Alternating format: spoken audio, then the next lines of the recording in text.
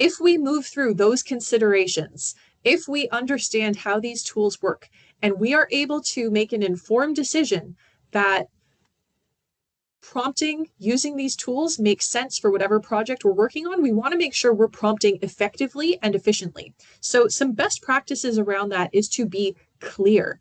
The clear framework is really helpful for guiding the prompting process. You want to be concise, so you're not including unnecessary information. You're focused on the task at hand. Your prompt is logical.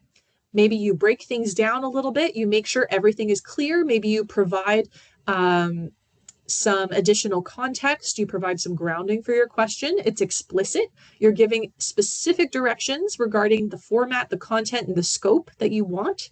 It's adaptive. You're not just running with the first answer that the AI tool gives you. You are reworking the prompt, you're asking questions, and you're really like hands-on with the tool. And you are reflective. You're evaluating both your own prompts and the outputs that you receive to determine how to better interact with the tool. So it's a very engaged process should you decide that you want to be using generative AI tools. Again, I'd recommend grounding your material. You can even ask tools to draw from information from a particular source, so maybe like a web link that you provide or an uploaded document. But again, check your privacy settings. Is this thing yours to share, and will the tool keep it? Keep that in mind.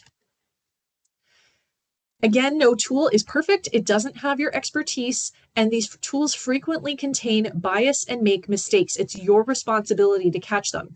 Prompting well, understanding these limitations, and knowing how to iterate and evaluate what comes out of these tools will ensure that you receive better results.